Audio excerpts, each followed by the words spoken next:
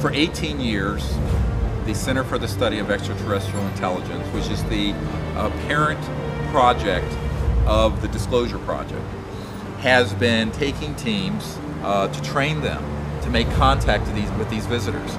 And we have had multiple events happen where craft have appeared in the sky, hovered in the field, sent electromagnetic signals through our recording devices. We have 5 hours of electronic signals that we recorded just this past November in Joshua Tree National Park during a major contact event witnessed by 40 people. We know they're here.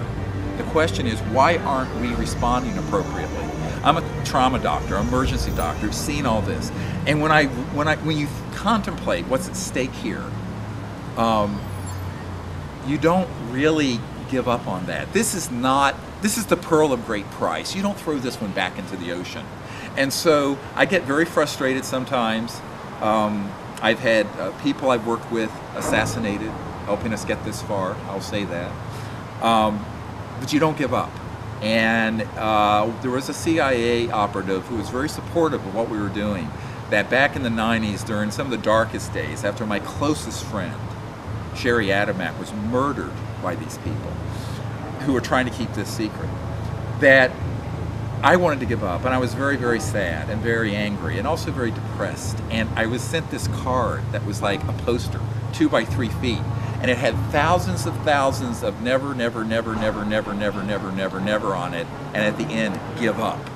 And so I think of that is that you just can't give up. This is too big of an issue to just sort of walk away from, and there's really no sacrifice too large to get the truth out about something like this. And so, yes, I get frustrated, I get angry, there's been a lot of pain associated with it, and I'm very passionate about this, but there's no force on this planet that'll keep me from speaking the truth. They'll have to carry me out feet first in a coffin before I'll shut up about the truth here.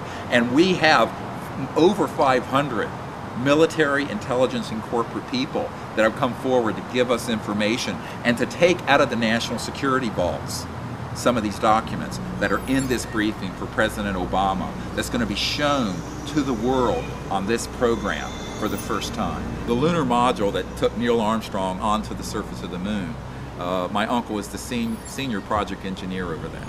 So I knew about these things since I was 8 or 9 years old. The people on my team are people who have just positive proof and evidence that this is real. And this is why they're involved. It isn't like we're speculating here.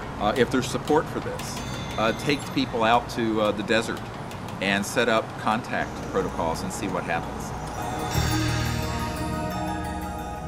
It's about new energy and the transformation of our civilization from one that right now is headed over a cliff and needs to be brought back up, phoenix-like, from the ashes. We have put together a special presidential briefing for Barack Obama, and it has within it a lot of classified documents and information. And what we really want to do with this is create a groundswell so that the public supports having the president disclose this information to the extent that he can, but more importantly, provide protection to the people we have identified who can build these new energy technologies to bring us off of oil and gas and coal. We have their information and they want to cooperate. As the president hears from the people, he will then be moved to do an executive order to protect these sources inside the intelligence community who want this information out as much as I do, but who are now being prevented by this majestic group, the group that runs the covert projects, dealing with UFOs, alien reproduction vehicles, and new energy devices, technologies. The bottom line is every cubic centimeter of space, not outer space, but the space right here, has enough energy to run the Earth for one day. Every cubic centimeter of space. So there's an infinite amount of energy within the fabric of space-time. This has been known since the time of Tesla. And here we are still, 100 years into the automobile, over 100 years into coal-fired power plants, and we're still using that paradigm. And that's why we're melting the polar ice caps. That's why we have 80% of the world in poverty. That's why half the world lives on a couple dollars a day in unspeakable deprivation. And the only way that's going to change isn't through the zero-sum game of fossil fuels or, I hate to say it, solar and wind, because it's too expensive. You know why I know this? Because I'm a medical doctor and I cannot afford to turn my house into a solar or wind property. It would cost $200,000. The average American isn't going to spend that, and the village in China certainly isn't. This is an existential threat to the human race because you have people who would like to see us get into a conflict in space and who want to weaponize space, taking over something that should have always been the domain of our diplomats, our wise elders. In the course of this program, we will take this entire briefing document and go case by case and expand it and bring the most amazing top secret witnesses as well as documents to bear on this. I met with Senator Claiborne Pell when he was chairman of the Senate Foreign Relations Committee, and he told me he was interested in this stuff, but he was denied access to it, and he asked me to do a briefing for him, so I did. I then was told by the Director of Central Intelligence, James Woolsey, President Clinton's first CIA director, that he was denied access to this information, even though he knew the subject was real. I was the guy who put together the briefing for Clinton through the Rockefeller Initiative. That was my initiative. It's called Project Starlight. It had a code name. You can get, the documents have just been released from the Clinton Library. That's what we were hearing about it now. Okay, Yeah, and that's what, but the problem is no one understood what really happened there. What really happened is that Clinton's people were threatened when they tried to look into this.